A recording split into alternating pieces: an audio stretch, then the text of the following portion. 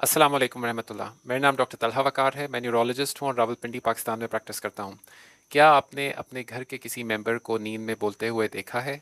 क्या आपने किसी छोटे बच्चे को नींद में बड़बड़ाते हुए या कोई अल्फाज बोलते हुए देखा है? अगर आपके जहन में भी ये सवाल आया इन चीज़ों को देख के कि क्या ये चीज़ नॉर्मल है, तो ये वीडियो आपके लिए है। इसको एंड तक देखिएगा।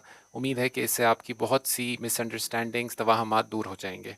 अगर आपको इस वीडियो का कंटेंट अच्छा लगे तो इसको लाइक, शेयर, सब्सक्राइब कर सकते हैं और बेल आइकॉन को हिट कर सकते हैं। इससे ये वीडियो और लोगों तक पहुंचने में मदद मिलती है। अगर आपने ये चीज़ें, जो अलामतें मैंने जिक्र की, अपने प्यारों में देखी हैं, तो इसको हम कहते हैं स्लीप टॉकिंग या सोमनिलोक्वी। ये बहुत सी दफ़ा छोटे बच्चों में देखी जाती है। आमतौर पे 3 साल से लेकर 10 साल के बच्चों में होती है और तकरीबन 50% 3 साल से 10 साल के बच्चों के अंदर ये एट सम पॉइंट हुई होती है। जब मैंने इन स्टेटिस्टिक्स को पढ़ा तो मैं इस चीज़ से काफ़ी हैरान हुआ कि ये बहुत ही कॉमन चीज़ है, यानी किसी न किसी ज़िंदगी के हिस्से में अक्सर लोगों को ये हुई होती है। ज़्यादातर ये उन बच्चों को होती है जो कि बड़े एक्टिव होते हैं, मेंटली एक्टिव ज़िंदगियां गुजारते हैं, पढ़ाई लिखाई, खेल कूद, और ऐसे लोगों में भी ज़्यादा पाई जा सकती है जिनकी नींद ज़रा सी कम होती है। बहुत कम, यानी तकरीबन 5% लोगों में ये बड़ी उम्र में भी पेश आ सकती है, लेकिन ज़्यादातर लोगों में ये बचपन में ही ख़त्म हो जाती है। ये लफ्ज़ कभी कभी बहुत क्लियर होते हैं जो कि दूसरे लोगों को समझ आ सकते हैं, और कभी कभी ये सिर्फ मम्बल्ड या बड़बड़ाने की तरह होते हैं कि दूसरे आदमी को समझ ना आए।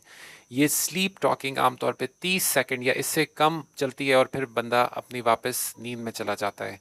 ये रात में एक दफ़ा भी हो सकती है, एक दफ़ा से ज़्यादा भी हो सकती है। नींद में हमारे दो फेजेस होते हैं, एक तो नॉन रेम स्लीप कहलाता है और एक रेम स्लीप कहलाता है।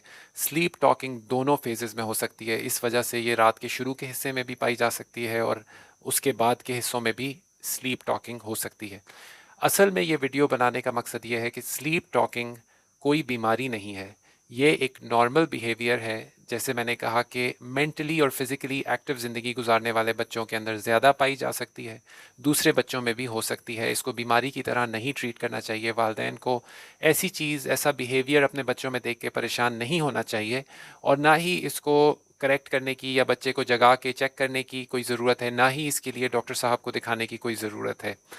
अगर ये बहुत ज़्यादा एक्सट्रीम हो तो कुछ चीज़ें आप कर सकते हैं बच्चों के अंदर। एक तो अगर वो जैसे चाय या कॉफ़ी वगैरह का इस्तेमाल करते हैं तो उससे उनको रोकें, ख़ास तौर पे बचपन में।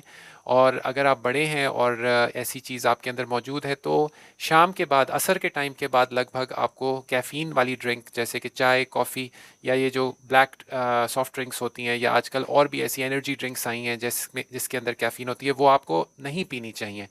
अगर आप ऐसे माशरे में रहते हैं जहाँ पे अल्कोहल की कंजम्पशन कॉमन है या अल्कोहल आप इस्तेमाल करते हैं, तो अल्कोहल का इस्तेमाल भी स्लीप टॉकिंग की वजह बन सकती है। तो उसके अलावा अगर नींद कम है आपकी तो नींद को बढ़ाना, ये स्लीप टॉकिंग की वजह, यानी स्लीप टॉकिंग इससे बेहतर हो सकती है। उसके अलावा कुछ ऐसी स्लीपिंग पिल्स होती हैं जिनकी वजह से स्लीप टॉकिंग जो है ना बढ़ सकती है। तो ये चीज़ आपको अपने डॉक्टर साहब से डिस्कस करनी चाहिए अगर आप कोई स्लीपिंग पिल लेते हैं।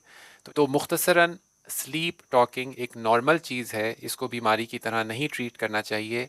इसको कम करने के लिए बच्चे की नींद ठीक होनी चाहिए, टाइम पे होनी चाहिए, पूरी मिकदार होनी चाहिए, जिससे वो अपने जहन को और जिस्म को आराम दे सकें। और वक्त के साथ जैसे जैसे बच्चे बड़े होते हैं, ज़्यादातर लोगों की स्लीप टॉकिंग ख़त्म हो जाती है। मैं उम्मीद करता हूँ कि इस वीडियो से आपकी नॉलेज और अवेयरनेस में इजाफा हुआ होगा। अपना बहुत ख्याल रखिएगा, मुझे अपनी दुआओं में याद रखिएगा। अस्सलामु अलैकुम वरहमतुल्लाहि वबरकातुहू।